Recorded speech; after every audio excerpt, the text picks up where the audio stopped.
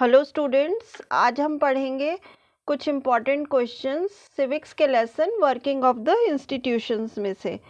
पहला है, name the 3 organs of the government. Government जो काम करती है हमारी, तो वो कितने विभागों में बटी हुई है? तो उसके 3 मेन विभाग है, एग्जीक्यूटिव, लेजिस्लेटिव और judiciary.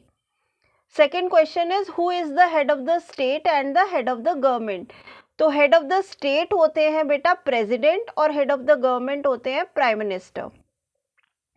Now we come to the question number 3, what is parliament? Name the 2 houses of parliament. Parliament क्या होती है? पार्लियामेंट एक लॉ मेकिंग बॉडी है इंडिया की, ठीक है, ये कानून बनाती है। और 2 हाउसेस आप सबको पता है, लोकसभा और Rajya Sabha. What do you mean by the institutions? Institutions जब हम कहते हैं तो इस शब्द से आपको क्या पता चलता है कि ये क्या है? Institutions are the arrangements which are made in the new form of democracy to run the government efficiently. किसी भी सरकार को एफिशिएंटली चलाने के लिए कुछ विभागों में डिवाइड किया गया है और इनको हम इंस्टीट्यूशंस कहते हैं, जिससे कि डेमोक्रेसी को हम इफेक्टिवली रन कर सके। Now we come to the next question, that is question number 5। I hope it's clear to you. Who are the cabinet ministers? ये वर्ड आपने बहुत कॉमनली सुना होगा कि कैबिनेट मिनिस्टर्स हैं। तो कैबिनेट मिनिस्टर और बाकी मिनिस्टर्स में क्या डिफरेंस होता है? कैबिनेट मिनिस्टर्स जो होते हैं ना, ये टॉप लेवल के लीडर्स होते हैं रूलिंग पार्टी के। रूलिंग पार्टी वो होती है जो पावर में होती है, ठीक है। और ये वो मिनिस्टर्स होते हैं जो बहुत इंपॉर्टेंट मिनिस्ट्रीज होती हैं ना हमारे कंट्री की, उनको ये होल्ड करते हैं। जैसे डिफेंस हो गई, रेलवे, फॉरेन अफेयर्स। तो जितने भी कंट्री के इंपॉर्टेंट डिसीजंस होते हैं ना, वो कैबिनेट मिनिस्टर्स द्वारा लिए जाते हैं। तो हम पढ़ते हैं, they are the top level leaders of the ruling party, example defence, railway, foreign affairs etcetera. All the important decisions are taken by the cabinet ministers. Now the next question, why is there for a need for the political institutions? मतलब political institutions की need क्यों होती है? अगर ये question आ जाएगा तो इसे मैंने बहुत easy points में आपके लिए लिखा है। अगर तो ये कम नंबरों का आता है तो आप ये इतने पॉइंट्स लिख दीजिएगा। अगर ये थोड़ा सा ज़्यादा बड़ा आ जाता है, ज़्यादा मार्क्स का आ जाता है, तो ये जो 4 पॉइंट्स मैंने डिवाइड करे हैं, इनमें आप थोड़ा सा इसको इलाबरेट करके लिख दीजिएगा and your answer will be perfect. Political institutions are needed for the following reasons. इन रीजंस की वजह से हमें पॉलिटिकल इंस्टीट्यूशंस चाहिए। पहला है, to make the important decisions for the welfare of the people, लोगों की भलाई के लिए, क्योंकि हम मानते हैं कि democracy is by the people, for the people and of the people. तो welfare of the people is the prime importance work of the democracy. तो कोई भी इंपॉर्टेंट डिसीजन लेना है तो उसके लिए हमें पॉलिटिकल इंस्टीट्यूशंस चाहिए।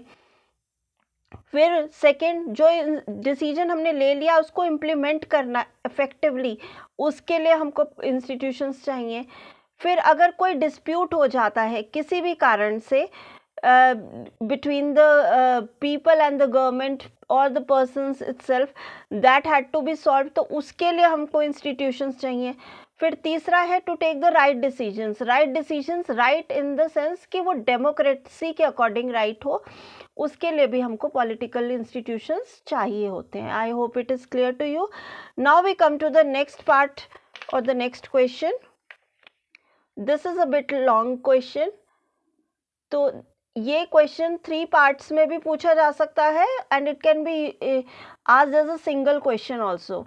How are the Indian court जजेस appointed and removed and what is the power of judiciary? मतलब कि जजेस को कैसे अपॉइंट किया जाता है, कैसे रिमूव किया जाता है और उनकी पावर क्या होती है। पहले हम देखते हैं कि अपॉइंट कैसे किया जाता है।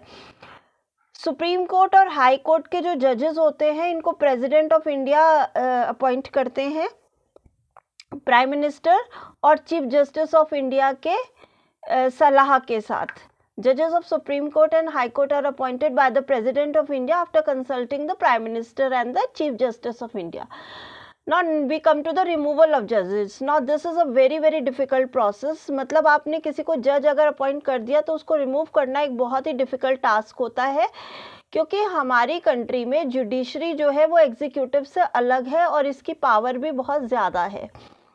तो अगर किसी भी कारण से अगर किसी इम्पीचमेंट मोशन हमको पास करना पड़ेगा दोनों हाउसेस में, Lok Sabha as well as Rajya Sabha में, और वो 2/3 मेजॉरिटी से पास हो, ठीक है, इम्पीचमेंट मोशन भी 2/3 मेजॉरिटी से दोनों हाउसेस में पास होगा, उसके बाद ही हम किसी जज को हटा सकते हैं। So it's a really tough job to remove a जज from his position. Now we come to the power of judiciary.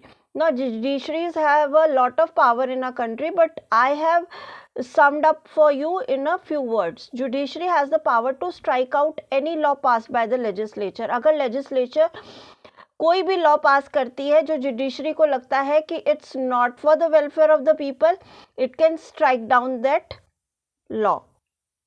It is considered the watch dog of the democracy. Democracy को सही तरीके से चलाने के लिए हमको चाहिए होती है जुडिशरी, और कोई भी पॉलिटिकल पार्टी इस पे अपना इन्फ्लुएंस नहीं कर सकती. I hope all the answers are clear to you. Thank you students.